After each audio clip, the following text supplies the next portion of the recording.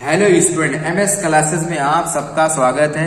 आज हम लोग जो है कक्षा 10 एनसीईआरटी से जो है साइंस जो हम लोग पढ़ेंगे। बोर्ड एग्जाम में आने वाले जो महत्वपूर्ण प्रश्न है, जो प्रीवियस ईयर क्वेश्चन हम आ रहे हैं, उन सबको हम लोग यहाँ पर तैयार कर रहे हैं और उसी को जो हम लोग पढ़ेंगे और देखेंगे कि इसमें कितने प्रश्न जो है हम लोग अभी लगभग 50 प्रश्न हम लोग कर चुके हैं, उसके आगे से हम लोग प्रश्न को कर रहे हैं। तो ध्यान से देखिएगा, यहाँ पर प्रश्न संख्या 51 से शुरू हो रहा है। 50 प्रश्न अभी हम लोगों ने पिछले लेक्चर तक किया हुआ है, यहाँ से 51वां प्रश्न करेंगे। अब देखो यहाँ पर पहला प्रश्न, यहाँ पर पहला नहीं, आज के लिए पहला है। ये प्रश्न संख्या 51 है। ये क्या है कि सामान्य नेत्र के रेटिना पर बनने वाला प्रतिबिंब होता है, यानी जो हमारी सामान्य नेत्र होती है, जिस पर रेटिना पर जो प्रतिबिंब प्राप्त होता है, वो प्रतिबिंब कैसा होता है? आभासी एवं सीधा होगा या जो है वास्तविक एवं सीधा होगा, वास्तविक और उल्टा होगा, आभासी और उल्टा होगा। तो जो रेटिना पर प्रतिबिंब प्राप्त होता है वो हमेशा उल्टा बनता है और उल्टा बना हुआ प्रतिबिंब वास्तविक होता है, ये याद रखिएगा। यानी इसका सी वाला ऑप्शन हमारा राइट हो जाएगा। ऐसे लगा लेंगे हम लोग। अब देखिए 52वां प्रश्न लिखा है कि नेत्र के उस गुण को जो भिन्न भिन्न दूरियों पर स्थित वस्तुओं को फोकस करने में मदद करता है कहा जाता है। यानी नेत्र की जो है उस भिन्न भिन्न दूरी पर जो अगर वस्तु रखी होती है, तो अगर वो क्या करता है, फोकस जो दूरी होती है उसको फोकसित करने में मदद करती है, वस्तुओं को फोकस करने में। यानी हम जानते हैं कि अगर कोई वस्तु दूर रखिए वो भी हमको स्पष्ट रूप से दिखती है, नजदीक रखिए तो वो भी दिखती है, यानी वस्तु कहीं पर भी हो हम उसको अच्छी तरीके से देख लेते हैं। तो ये किसके कारण होता है ऐसा? ये ऐसा जो कारण होता है दीर्घ दृष्टि दोष की वजह से ऐसा नहीं हो सकता, निकट दृष्टि दोष की वजह से ये भी नहीं हो सकता। यानी जो समंजन क्षमता होती है, इसकी वजह से किसी भी वस्तु को जो है हम लोग कहीं पर भी रहती है, अगर आंख स्वस्थ है तो उसे देख लेती है। अब देखिए अगला प्रश्न लिखा है, दूर दृष्टि दोष वाली आंख साफ साफ देख सकती है। अगर किसी व्यक्ति को दूर दृष्टि दोष हो जाए तो वो वस्तु कहाँ की देख सकता है? वो वस्तु जो है दूर की वस्तु को स्पष्ट रूप से देख सकता है। यही इसका आंसर होगा। निकट की वस्तु तो उसे दिखाई नहीं देगी, क्योंकि दूर दृष्टि दोष उसको हुआ रहेगा, तो निकट की वस्तु उसे स्पष्ट रूप से दिखाई नहीं दे सकती। कौन सी साफ साफ दिखती है? दूर की वस्तु उसे साफ साफ दिखाई देती है। आइए अगला प्रश्न देखते हैं। ठीक है कि जब श्वेत प्रकाश प्रिज्म में से गुजरता है तो सर्वाधिक विचलन होता है। यानी जब प्रिज्म से प्रकाश को निकालते हैं तो उसमें किस कलर का विचलन हो रहा है? क्वेश्चन कह रहा है सबसे ज्यादा विचलन जो होने वाला है वो कौन सा कलर का सबसे ज्यादा विचलन होता है? तो हम जानते हैं कि जो सबसे ज्यादा कलर का विचलन होता है वो बैगनी रंग का विचलन होता है। क्योंकि बैगनी रंग प्रिज्म में नीचे होता है, तो सबसे ज्यादा इसका विचलन होता है। विचलन कोण भी इसका सबसे ज्यादा आप लोग को मिलेगा। ये इसका झुकाव बहुत ज्यादा हो जाता है। लाल कलर का सबसे कम होता है। अगर कम की बात करेगा तो याद रखिएगा लाल कलर का सबसे कम होता है और बैगनी कलर का सबसे ज्यादा होता है। चलिए ठीक है, तो अगला प्रश्न देखते हैं। तो अगला प्रश्न है कि निकट दृष्टि दोष वाला व्यक्ति देख सकता है, यानी जो व्यक्ति निकट दृष्टि दोष से पीड़ित है उसे क्या दिखाई देगी? सभी चीजों को ठीक से।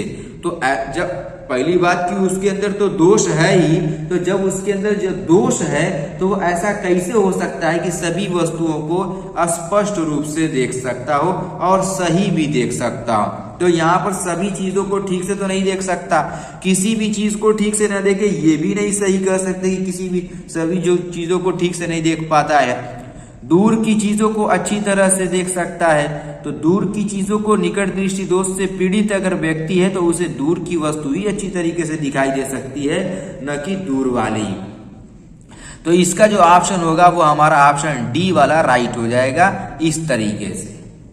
आइए अगला प्रश्न हमारा है, प्रश्न लिखा है कि तरंग दैर्ध्य को सामान्यतः व्यक्त किया जाता है मतलब जो इसका जो एक तरीके से ये कह लिया जाएगा कि इसका मात्रक पूछा होगा कि इसका मात्रक किस में लिखा जाता है, मीटर में लिखते हैं, हर्ट्ज में लिखते हैं, मीटर प्रति सेकंड में लिखते हैं, इनमें से कोई नहीं।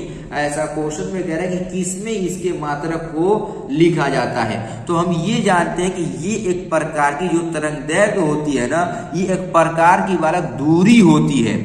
तो हम ये जानते हैं किसी भी दूरी को किस में नापते हैं, मीटर में नापते हैं। आप लोग देखे होंगे क्वेश्चन को हल करते समय कभी कभी तरंगदैर्घ्य का जो मान होता है वो एंगस्ट्रॉम में दिया होता है। तो 10th में इतना ज्यादा क्वेश्चन इस पर नहीं दिया हुआ होता है। आप लोग जब आगे जाएंगे ना तो इसमें आप लोग को पढ़ने को मिलेगा। एक चीज बस याद रखिएगा, ये एक प्रकार की दूरी है और दूरी का मात्रक मीटर होता है।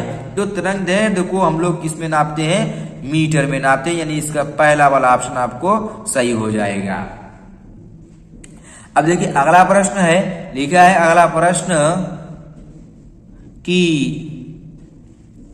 आंख व्यवहार करती है, जो आंख हमारी होती है ये कैसा व्यवहार करती है, ये क्वेश्चन है पूछा है अवतल दर्पण की तरह। तो आंख के अंदर दर्पण नहीं होता है बालक, क्यों आंख के अंदर दर्पण होता है, आंख के अंदर दर्पण नहीं होता है। तो आंख के अंदर दर्पण नहीं होता तो पहली बात कि पहला वाला ऑप्शन ही गलत हो गया। समतल दर्पण की तरह तीसरा वाला भी ऑप्शन गलत हो गया। अब देखिए यहाँ पर उत्तल लेंस की तरह, उत्तल लेंस की तरह या अवतल लेंस की तरह क्वेश्चन कह रहा है। अब इन्हीं दोनों में से कोई चुनना है। तो हम जानते हैं कि हमारे जो मानव नेत्र के अंदर जो लेंस लगा होता है वो उत्तल लेंस होता है। जब लेंस हमारा उत्तल है तो उत्तल लेंस की तरीके से ही व्यवहार कर सकती है। तो इसका कौन सा ऑप्शन सही हो जाएगा, बी वाला हमारा इसका राइट ऑप्शन होगा। अब देखिए अगला प्रश्न है, लिखा है कि सामान्य आंख के लिए स्पष्ट दृष्टि की न्यूनतम दूरी। ये तो बिल्कुल आसान है, बहुत ही आसानी। आप लोग तो इसको ऐसे ही सही कर सकते हैं कि जो सामान्य आंख के लिए जो निकट दृष्टि न्यूनतम दूरी होती है वो 25 सेंटीमीटर होती है। बस आंख बंद करके इसका ऑप्शन देने लायक है। कितना है इसका आंसर, 25 सेंटीमीटर। डी वाला ऑप्शन आप लोग को सही मिल जाएगा इसका। इस तरीके से हमारा हो गया। अब देखिए अगला प्रश्न संख्या जो 59 है वो क्या कह रहा है, वो लिखा है कि किसी दृष्टि दोष के निवारण के लिए, किस दृष्टि दोष के निवारण के लिए अवतल लेंस का प्रयोग किया जाता है। यानी कोई दृष्टि दोष हो गया, उसको निवारण के लिए अवतल लेंस का प्रयोग करना है। तो अवतल लेंस के प्रयोग करने के लिए और बिंदुकता या जरा दृष्टि दोष तो हो ही नहीं सकता। तो पहले दो ऑप्शन को तो इसी तरीके से हटा दिया जाएगा। अब दीर्घ दृष्टि दोष या निकट दृष्टि दोष में से कोई एक सही हो जाएगा। तो दीर्घ दृष्टि दोष नहीं, निकट दृष्टि दोष में इसका प्रयोग किया जाता है। ये याद रखिएगा कि इसमें निकट दृष्टि दोष में अवतल लेंस का प्रयोग करते हैं हम लोग सही करने के लिए। आइए अगला प्रश्न है, लिखा है कि प्रकाश का प्राथमिक वर्ण है। प्रकाश का जो पहला रंग है वो कौन सा है, ये प्राथमिक वर्ण पूछा हुआ है कि नीला, हरा, लाल और इनमें से सभी। तो प्राइमरी जो है, प्राइमरी क्वेश्चन कह रहा है कि इसमें से प्राइमरी जो है वो कौन सा है। प्राथमिक जो वर्ण इसका होगा किसका, प्रकाश का। तो इनमें से जो सभी हो जाएगा, ये सभी जो है प्रकाश के प्राथमिक वर्ण है, यानी कलर जो है इसमें है। देखिए कितनी बार ये सब प्रश्न पूछा हुआ है, अच्छी तरीके से पढ़िए, वरना 20 नंबर की बात होती है। हाई स्कूल में 20 नंबर का मल्टीपल चॉइस का क्वेश्चन आता है हर लेसन में। अच्छी तरीके से पढ़ेंगे तभी हम लोग अच्छी तरीके से कर भी पाएंगे।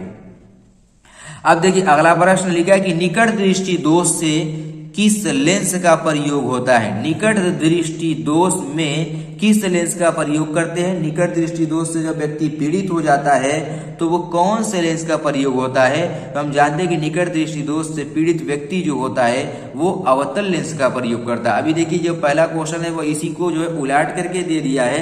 ये भी क्वेश्चन 2022 और 23 में पूछा है, अवतल लेंस का प्रयोग करते। किसका, अवतल लेंस, यानी सी वाला ऑप्शन हमारा राइट हो जाएगा। अब देखिए अगला प्रश्न जो हमारा है वो क्या कह रहा है। अगला प्रश्न ये कह रहा है कि जरा दृष्टि दोष को दूर करने में काम लाया गया लेंस होता है। यानी जो जरा दृष्टि दोष होती है उसको किस लेंस के माध्यम से दूर किया जाता है, ऐसा क्वेश्चन कह रहा है। उत्तल, अवतल, बेलनाकार, बाईफोकल लिखा है, द्वि उत्तल हो जाएगा। ये बाई का मतलब दो होता है, तो यही वाला ऑप्शन हमारा, डी वाला ऑप्शन हमारा सही हो जाएगा इस तरीके से। चलिए अगला प्रश्न है, लिखा है कि श्वेत प्रकाश में कितने वर्ण होते हैं। आप ही बताइए कि श्वेत प्रकाश में, कमेंट करिए तो जरा इसका आंसर कि श्वेत प्रकाश में कितने वर्ण होते हैं। चलिए आप लोग कमेंट करिएगा, मैं कमेंट का इंतजार कर रहा हूं। तब तक मैं अगला क्वेश्चन बता रहा हूं 64वां, उसके बाद आप लोग कमेंट करिएगा। देखिए लिखा है कि श्वेत प्रकाश की किरण जब किसी प्रिज्म से होकर गुजरती है तब जो वर्ण सबसे अधिक विचलित होता है वो है, सबसे अधिक विचलन वाला जो वर्ण होता है वो कौन सा वर्ण है जो सबसे ज्यादा विचलित होता है। तो हम ये जानते हैं कि जो बैगनी रंग का कलर होता है, जो बैगनी रंग होता है हमारा वर्ण से जो निकलता है, सबसे ज्यादा विचलन इसी का होता है। किसका? बैगनी रंग का सबसे ज्यादा विचलन होता है, ये याद रखिएगा। इसका बैगनी रंग वाले का, ये वाला इसका ऑप्शन हमारा सही हो जाएगा। अब देखिए अगला जो प्रश्न हमारा वो ये लिखा है कि श्वेत प्रकाश जब एक प्रिज्म से होकर गुजरता है, कौन? श्वेत प्रकाश जब प्रिज्म से होकर गुजरता है तो जो वर्ण सबसे कम विचलित होता है वो कौन सा होगा? जो सबसे कम विचलित होता है, सबसे ज्यादा अगर बैगनी है तो सबसे कम एक तरीके से ये कह लिया जाए कि लाल कलर जो होता है उसका जो विचलन होता है वो सबसे कम होगा, यानी ए वाला ऑप्शन आपको सही मिल जाएगा। आइए अगला प्रश्न है, प्रिज्म के भीतर से होकर गुजरने पर श्वेत प्रकाश के अपने विभिन्न घटकों में विभाजन को कहते हैं। प्रकाश का क्या कहेंगे? विचलन कहेंगे, वर्ण विपथन, विक्षेपण कहेंगे, या प्रकीर्णन कहेंगे, या अपवर्तन कहेंगे। किसकी घटना को? वो जब अगर जो है गुजरने वाला जो श्वेत प्रकाश है प्रिज्म से जो विभिन्न घटकों में जो विभाजित हो जा रहा है, इसको क्या कहा जाता है? इसको वर्ण विक्षेपण कहा जाता है। आप लोग किताब में पढ़िएगा, किताब में इसको लिखा हुआ है कि इसको क्या चीज कहा जाता है। इसको हम लोग क्या बोलते हैं? वर्ण विक्षेपण कहा जाता है। किसको वर्ण विक्षेपण कहते हैं? जो प्रिज्म से प्रकाश की जो घटना निकल करके जो जाती है, प्रिज्म से जो प्रकाश निकल के जाती है और जो वो 7 रंगों में विभक्त हो जाती है, उसी घटना को वर्ण विक्षेपण कहा जाता है। आइए अगला प्रश्न है, लिखा है कि प्रकाश के किस वर्ण के लिए तरंग दैर्घ्य अधिकतम होती है? तरंग दैर्घ्य सबसे ज्यादा अगर किसी की होती है तो वो हमेशा लाल कलर की तरंग दैर्घ्य सबसे ज्यादा होती है। इसीलिए ये जो है वायुमंडल के अंदर फैलता नहीं है और सीधे जमीन तक आ जाता है। नीले कलर का जो बैगनी कलर होती है, इसकी वेवलेंथ इतनी कम होती है कि ये ऊपर ही फैल जाता है, और जब वो ऊपर फैल जाता है तो वहां से इसी के कारण जो आसमान नीला दिखाई देता है।